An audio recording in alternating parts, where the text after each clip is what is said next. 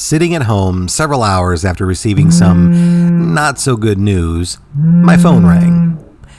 It was an unrecognized, out-of-the-area number, and ordinarily, I would have ignored it as spam. However, due to the possibility the call could be related to several recent hospitalizations, I answered. Hello?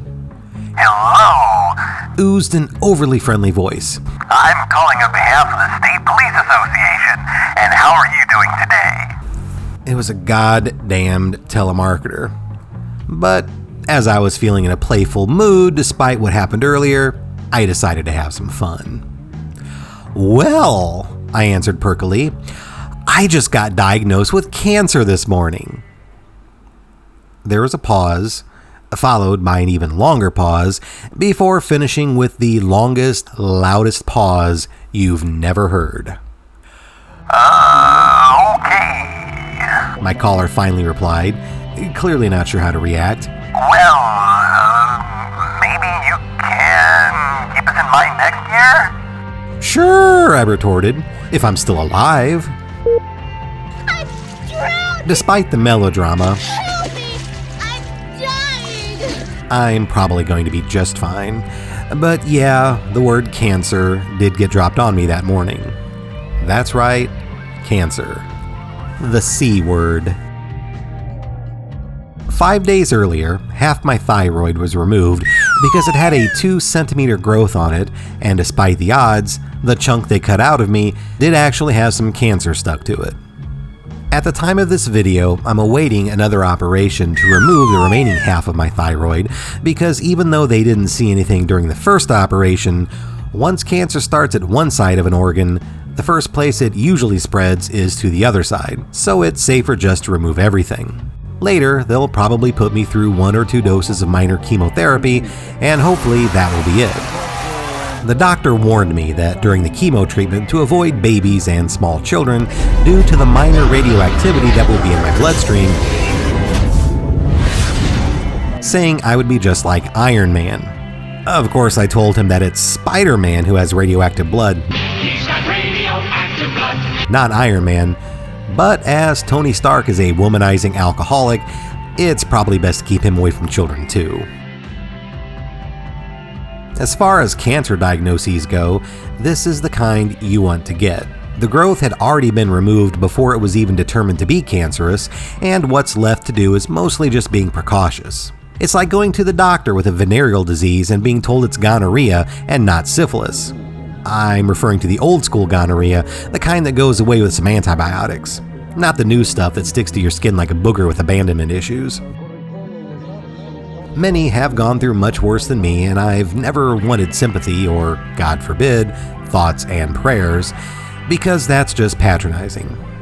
If anyone feels the need to visit a church, shrine, or sepulcher, it's on their own dime, not mine. I'm still as non-believing as always, and it would take a lot more than this to turn me. Like maybe a major lottery win. I'm just putting that out there if there are any supernatural beings with that kind of power who want to earn some serious street cred by converting an avowed atheist. This entire diagnosis really came out of left field because prior to the lab work, I didn't have a clue anything was wrong with my neck. What began this carcinogenic carnival was a horrific bout of kidney stones a couple months earlier that required surgery. This meant preliminary blood tests and an EKG. The blood work showed my thyroid count was low, but the EKG indicated a possible recent heart attack. Obviously focusing on the heart first, they put me through a stress test and found a possible blockage. This would be followed by snaking a catheter from just above my groin toward my heart looking for the clog, and when they found it, they'd install a stent to keep the artery open. It was a routine procedure, but considering my family's medical history, it was still a potentially serious one. After my wife, I felt it best to contact the 2 loved ones most likely to take the news the worst, my mother and sister. I handled each call the same way. Okay, I'm going to give you some news and use some words that may sound really scary, but you don't need to worry. I'm fine. Nothing bad is going to happen. I then told them about the possible blockage and imminent heart catheter procedure. My sister was immediately upset, but my mom took it just fine. Ultimately, any worrying was pointless because they didn't find a damned thing.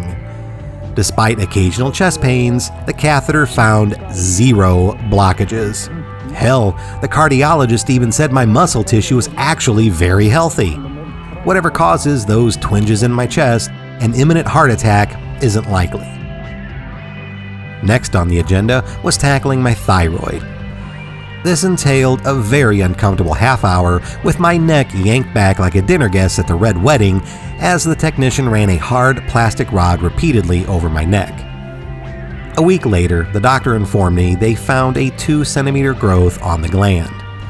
He suggested surgery because even though it was less than a 1 in 5 chance of being cancerous, removing it was the only way to be certain because a biopsy wasn't always conclusive if the needle missed any of the possible cancer cells during extraction.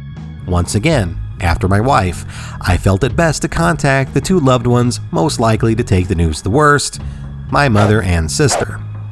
I handled each call the same way. Okay, I'm going to give you some news and use some words that may sound really scary, but you don't need to worry. I'm fine, nothing bad is going to happen. I then told them about the growth in my neck. This time, for whatever reason, my sister seemed fine, while my mother was upset. A few weeks later, I was waking up from surgery with a very sore throat, missing half a thyroid, and being asked to please not swear so much. My usual post-op recovery behavior. 5 days later, the doctor told me what they found on the removed tissue. Yet again, after telling my wife, I felt it best to contact the 2 loved ones most likely to take the news the worst, my mother and sister. I handled each call the same way. Remember how I called you before about my heart and said not to worry, and later when I called about that growth in my neck and said not to worry? My mom simply blurted out, "Is it cancer?" in an exasperated tone, like I was back in high school trying to talk her into letting me borrow the car for the weekend. My sister suggested I purchase a lottery ticket because I seemed to be so good at beating the odds. I reminded her that the odds I happened to be beating didn't quite work like that.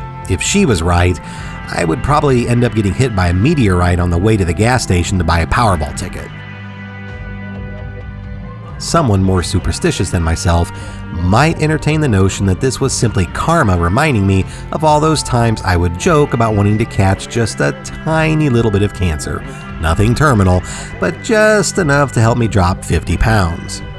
If this is karma, it decided to dish out a full monkey's paw worth of ironic punishment because in order to prepare for the eventual chemo, I was instructed to stop taking my thyroid medicine, which could result in weight gain.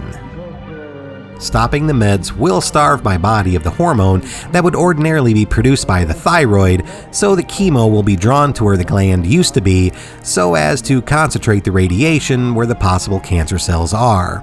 As a former Warcraft player, I like to think of it as training all the cancer mobs to my neck so they can be AoE'd. If I sound flippant over this entire thing, it's mostly because my prognosis is very good, as well as having a sense of humor so dark that a fat white woman is already calling 911 to report it. It also helps that I'm still going through an I don't care if I live or die phase caused by those kidney stones. It's not really depression, and it's not being suicidal. It's just something that seems to happen to me every time I pass a stone. Waking up every morning wondering if the pain will ever stop and half expecting never to feel relief again can sap your will to live even more than being forced to binge watch Keeping Up with the Kardashians. I'm sick. Get something for me to be sick in. One shouldn't lightly toss out the term post-traumatic stress disorder, but after describing my state of mind to a nurse, she said it sounded a lot like a minor form of PTSD. This was not something I'd ever considered before, and it feels ridiculous even suggesting it. But a few kidney stone support forums shows that I'm not the only one who feels that way. Perhaps it's lucky the cancer diagnosis came during that twilight period between a painful bout of kidney stones and actually giving a damn about living again. I guess what I'm trying to say is, kidney stones suck when the only silver lining you find is getting diagnosed with cancer.